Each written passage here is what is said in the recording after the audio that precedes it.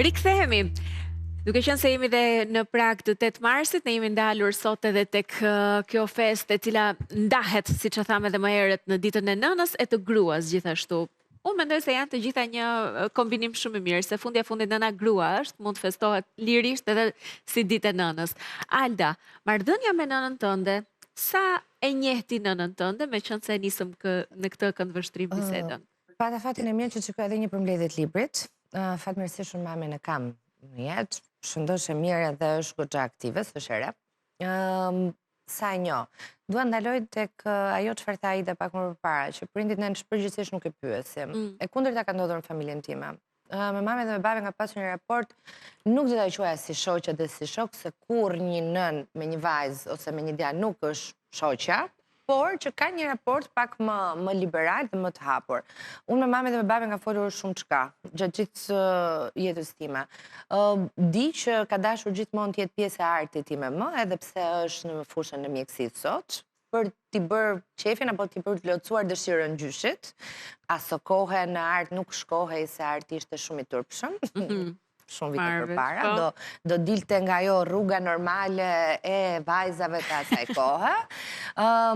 Normalisht të di që dhe babi nuk është se ka pasur me shumë qef pjesën e të qenit ushtarak, por që koha të ka detyruar të bësh të ndërmarrësh disa hapa të cilat nuk e dashur t'i marrësh ti.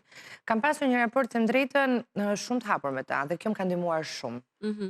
Për të qenë edhe unë vetë një person që jam paksa pozitive në mendim, nuk gjykoj askënd, nuk paragjykoj askënd. Për mua, kushdo që është rreth e qark meje, që ditë komunikojë si duhet, është njëri shumë pozitiv. Ata që nuk dinë të komunikojnë si duhet, mos jem thjesht, kanë problemet të tyre, mos i ngacmo dhe mos i dëgjo fare. Më ka rritur me një frym shumë pozitive, ndoshta pak ndryshe nga koha ku ishin. Qoftë gjyshrit e mi, qoftë dhe prindrit e mi. Dhe raporti me mamin tim është shumë pozitiv, pak çka se bëjmë gëcë-mëc për gocën time të. Se veshe kështu, pse bëre kështu, vishe pak po sa mirë janë këto gëcë-mëcet kur i kujton ndoshta dhe më vonë. Absolutisht, edhe pra në vitet e para të gocës e jo, ato vitet e para unë nuk kam dëgjuar asnjëri në thonjza, sepse po gjithsesi ka patur ndërhyrjet e veta, ekzistenca ekzistenca pak më shumë, se mos ftofet, ki kujdes këtë, që kanë qenë shumë të rëndësishme për fillimin, dhe pse në ato fillime thonim, ma, lëre se di vetë, ose ma, lëre se do bëj vetë këto gjërat shumë, por ndihma e mamit në shtëpi është absolutisht shumë e madhe. Për të mos harruar, se ne gjithmonë flasim për zonjat, për gratë, po dhe baballarët edhe burrat ka një vlerë shumë veçantë dhe të shtuar. Në 9 maj, në festën e tyre.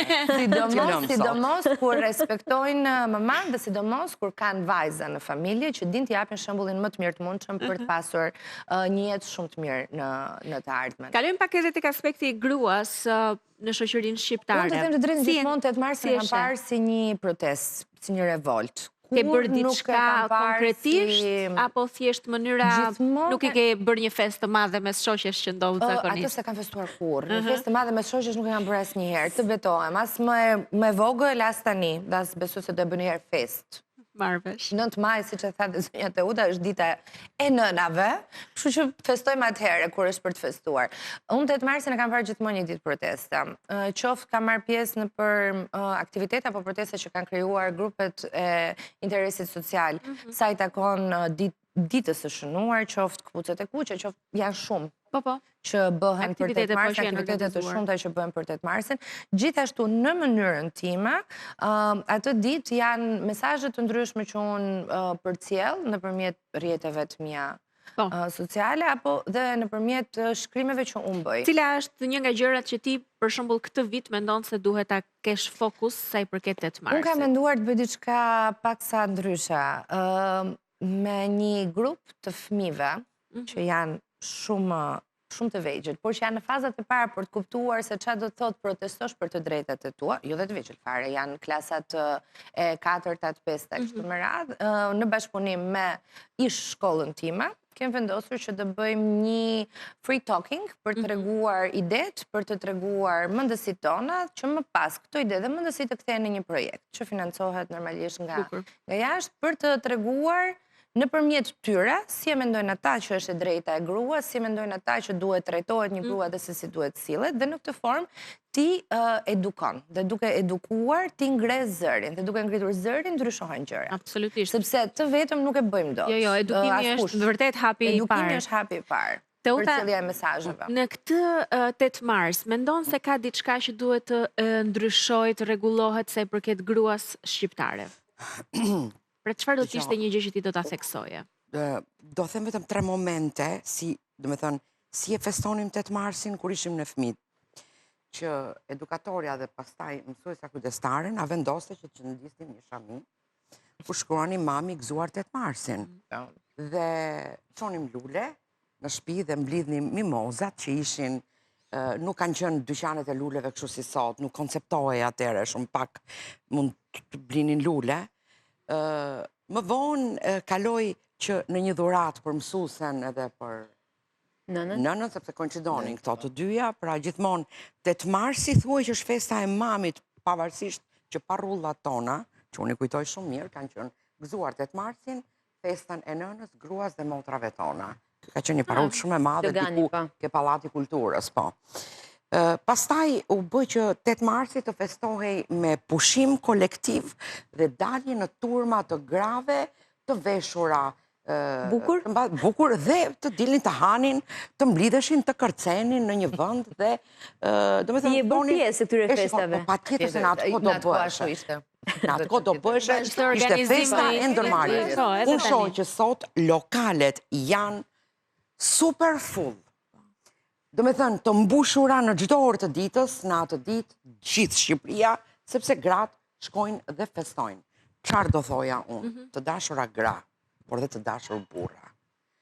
8 marsi nuk është vetëm dita e festës që të dilni, të shkoni në një lokal dhe të hani. Dhe të hani një drek. Burra duhet ta kuptojnë që gratë i respektojnë siç duhet në gjitha ditët e vitit. Gratë duhet ta dinë dhe të heqin dorë nga kjo festa me tamtame kot një ditë dhe pastaj direkt të nesërmen ti nënshtrohen fatit të tyre dhe rrjedhës së ditës siç kanë bërë edhe një ditë përpara.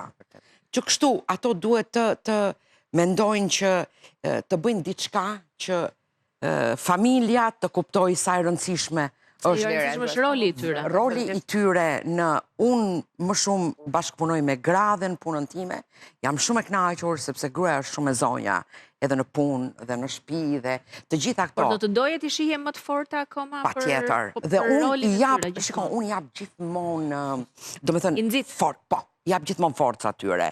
Mbase gjithmonë kur e jep të forcën, mbase edhe ti ke nevojë.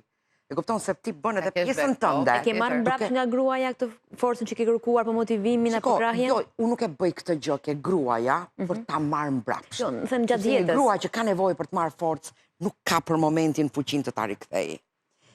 Është punë tjetër ajo mirënjohja pastaj kur bëjmë gjëra të tjera. Unë nuk e pres. Unë pres që ajo të po që sa ajo vepron, për shembull, unë ndjehem jashtëzakonisht mirë. Më tepër në këndvështrimi na kanë qenë gratë në tërësi suportuese. Njëra tjetrës. Ja. Ajo e theksuar e bindur 100%. Nuk janë suportuese, ja. Nuk janë paragjykuse. Shiko, burrat e kam thënë gjithmonë, meshkujt a e diti që kanë një aleancë të pashkruar, të heshtur me njëri tjetrin. Duket sikur se vrasin mendjen e ka ca gratë. Jo se vrasin mendjen, se vrasin mendjen ato për të rregulluar gjërat e tyre, mos ki merak. Por ato e kanë këtë aleancën e heshtur dhe nuk e tradhtojnë njëri tjetrin. Kur provo të provokosh gratë. Ej. Si ka mundësi, pra e dim edhe se pra armiku i grave janë vetë gratë të para. Pastaj tek libri që kam përkthyer unë, Muza e Hares, që është një personazh. Lenimi libra ta shko jetën për ti.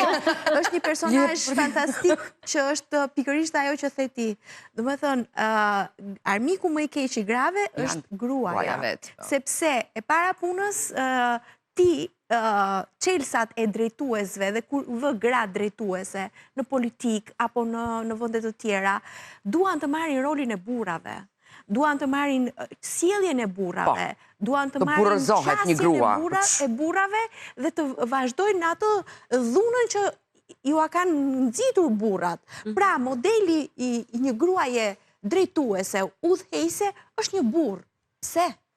Absolutisht. Pra, një grua mund të jetë udhëheqëse, mund të ketë një i zgjuar, si dhe gratë janë shumë inteligjente, shumë zgjuara dhe shumë të zonjat në punën që bëjnë, dhe sidomos vitet e fundit. A mund të them vetëm një klap të vogël, shikoj një vjerë që ka vuajtur një jetën e vet, sa i keq që bëhet menuse. Pra, me raporti që krijohet me një grua tjetër. Ka atë që ka provuar vetë, kërkon ta bëjë një nga gjërat që ishin të shkruar edhe tek libri. Ishte ideja se si është trajtuar që i vogël Charlie personazhi dhe se si ai e transmeton këtë më vonë. Neve jemi rritur në një shoqëri që gruaja duhet mbajë gojën mbyllur, nuk duhet flasë, nuk duhet bëjë këtë. Dhe në momentin që jepet ajo liria, ti the shumë bukur. Ne jemi shumë të zgjuara dhe jemi shumë të përgatitura dhe punën që e marrim çojmë deri në fund si duhet. Ama të stigmatizuara gjithmonë që një grua nuk e bën dot kurrë punën e një burri. Dhe normalisht do kthehemi në atë fazën pasaj që ne burrëzohemi për të arritur, për t'i treguar të tjerëve që ne dim ta bëjmë këtë gjë. Mendoj gjithmonë që femra duhet ta ruajë feminitetin, ama të tregoj dhe të vendos dhe pikat mbi. Ajo është tjetër gjë, ajo është vendosmëria e personit individuale, modelin e një burri fundja, se është e zonja vetë. Nuk ka nevojë të imitoj, domethënë modelin e mashkullit. Kur stigmatizohemi gjithkohës, që gjithmonë thuhet, nuk e bëjmë punën njësoj si burrat, ditë të them që gratë janë shumë më mirë se sa burrat, dhe nuk dua të gaboj kur Mary Streep tha, siç Margaret Thatcher ka thënë, nëse doni të thuhet diçka, pyesni një burr, nëse doni të bëhet diçka, pyesni një grua. Dhe kjo është më së vërtet. Jo, është e vërtet. Jo, e vërtet, është jam dakord. Nga kudo që shkojnë një grua, nga do të shkojnë, e në thotë populli jonë, burri është koha, gruaja është qafa, do shkojnë nga të thotë kjo këtu lartë. E vërtet, dhe bëhet mirë. Me gjithë respektin për burrat. Patjetër, gjithmonë bashkëjetesa është me ta e shëndetshme nëse e mirë kuptojmë dhe respektojmë njëri tjetrin. Atëherë, Glenduela, jam në fund fare, më vjen shumë keq që nuk patëm mundësi të flasim përsëri, po të uroj më të mirat dhe faleminderit shumë që ishe me ne sot. Faleminderit shumë juve. Të përshëndesim, të presim në studio një herë tjetër. Të përshëndesim. Faleminderit që ndat paraditën tuaj me ne. Edhe me të gjitha mesazhet dhe historitë që përcollet. Publicitet, takohemi pas pak bashkë.